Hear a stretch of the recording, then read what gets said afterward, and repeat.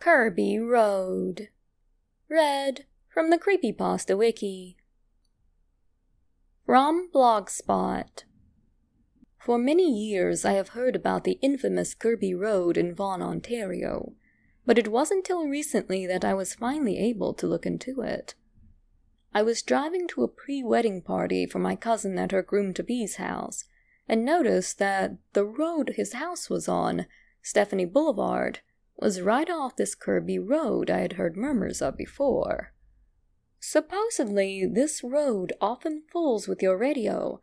Your car will not start, and all sorts of things that lead people to believe it was haunted.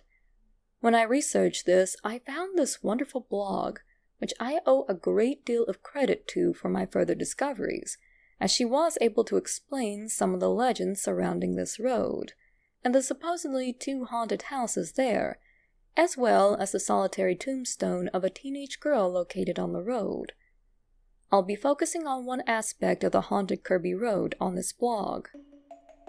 There are 3 stories concerning these houses.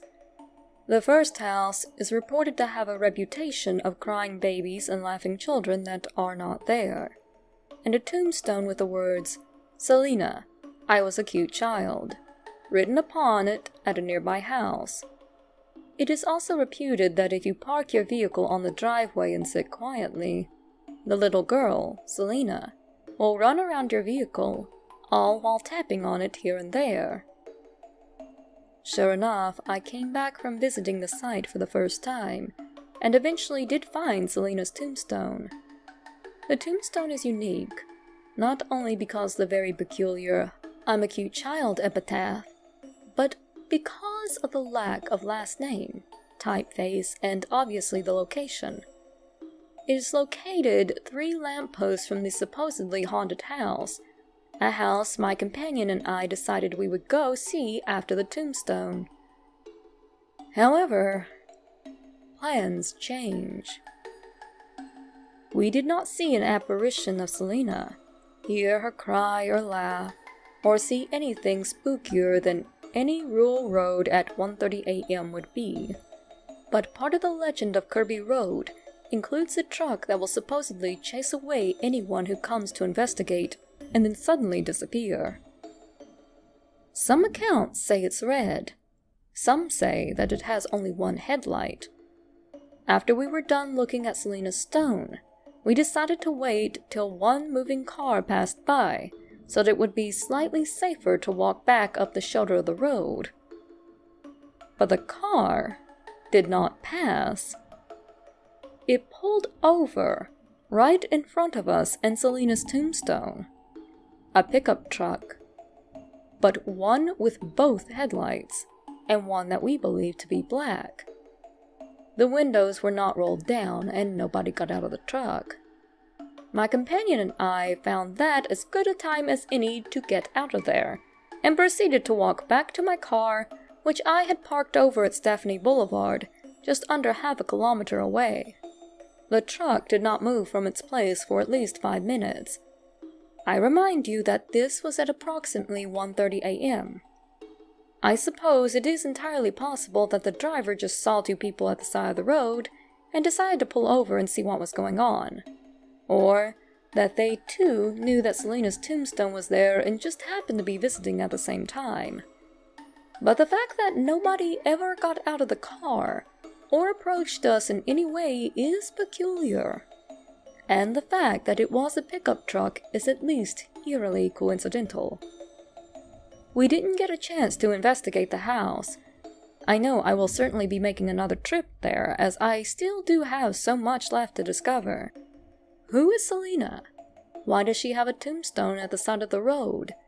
Which stories about Kirby Road are true? And how are they related, if at all?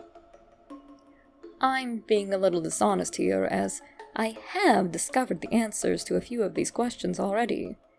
But we'll save that for another time for now. From the Natural Mama. This Friday past, we decided to check out 2 houses we had heard about on Kirby Road in Maple, Ontario. It was an interesting experience to say the least. I saw something that would blow my mind, and it is not the first time I've seen a possible apparition. I'll get to that little story later on. There are 3 stories concerning these houses. The first house is reported to have a reputation of crying babies and laughing children that are not there, and a tombstone with the words, "Selina, I was a cute child," written upon it, nearby the house. It is also reputed that if you park your vehicle on the driveway and sit quietly, Selina, the little girl, will run around your vehicle all the while tapping on it here and there. I did not experience this part of the suspected phenomena, but did see what I believe to be a young girl around the age of 8 or 9 years old, with a nightgown on, and long black hair sitting in the second tree, on the right when walking into the property from the driveway, staring back at me. She was leaning outward and staring right at me. Scared the living crap out of me when I caught this apparition out of the corner of my eye, and turned back to see what I thought was shadowing. It was clear as day to me, but then, I am a believer in the paranormal. We did voice recordings and photographing of the place as well, and have some interesting photos and recording of both houses. I'm still going through all of it. The people who own this land are in the process of renovations. I do not recommend trespassing on people's properties, and always ask first before you go paranormal investigating. Always get permission from the owners of the properties. And have torn down a chicken coop as well as are in the process of either tearing down the barn or renovating it. Items found in the barn's basement: an old Italian workbook, an old picture book, circa 1854, a Triumph dirt bike, circa late 1940s, early 50s possibly, horseshoes, old-looking and very worn. The main house is locked and being renovated for occupancy, possibly occupied already. Again, I must stress, ask permission first before you enter this property. There is also a story of a one-headlight semi-truck that passes under the bridge before you get to the house, and through your vehicle if you park there. Apparently, and I can neither confirm nor deny it with research at this point, this semi was involved in a horrible accident many years back. It may be an urban legend spin-off from the second house that I am about to talk about. You'll see why in a second. The second house, or rather set of houses, has 2 houses on the property and 2 barns. The flooring of both houses are very dangerous. If you decide to check this one out, at the other end of Kirby Road, by the way, watch your footing. Bring good flashlights and keep an eye out for skunks, raccoons, and bats. This house is called the Hell House. It is reputed to have been owned by a family of 7, where the father was involved with the KKK. It is also reputed to be the first larger barn gathering place of the KKK. The story goes that the father went nuts and killed his family, including a little girl of the same age as the first house.